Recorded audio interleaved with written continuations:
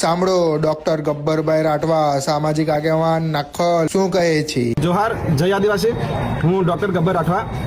અમારે જે વિસ્તારનો પ્રશ્ન છે આખો જે કે જીએમડીસી દ્વારા અનેક ગામોની અંદર જે 28 ગામડા છે ગામડાની અંદર સંપાદન કાર્ય થઈ રહ્યું છે। તો આ સંપાદન કાર્ય થઈ રહ્યું છે તાત્કાલિક ધોરણે રોકવામાં આવે અને અમારે કોઈપણ હિસાબે આદિવાસી સમુદાય છે જમીન આપશે નહીં। અને જે બીજું કે પરંપરાથી જે રૂઢિગત પ્રથા જે ચાલુ છે અને જે બંધારણીય રીતે પણ અમને 244 ક અને અનુચ્છેદ 13 ક ની અંદર પણ અમને રૂઢિગત ગ્રામસભા જે મળેલી છે અને રૂઢિગત ગ્રામસભા એ સર્વોપરી છે અને સુપ્રીમ કોર્ટે પણ ચુકાદો આપ્યો છે એમાં પણ સર્વોપરી ગણ્યું છે। અને 5 જાન્યુઆરી 2011 જે જજમેન્ટ છે સુપ્રીમ કોર્ટનું એમાં પણ કહેવામાં આવે છે કે ન વિધાનસભા ન સાંસદ કે રાજ્યસભા જો સબસે ઉપર હોય તો અમારી રૂઢિગત જે ગ્રામસભા છે એ છે।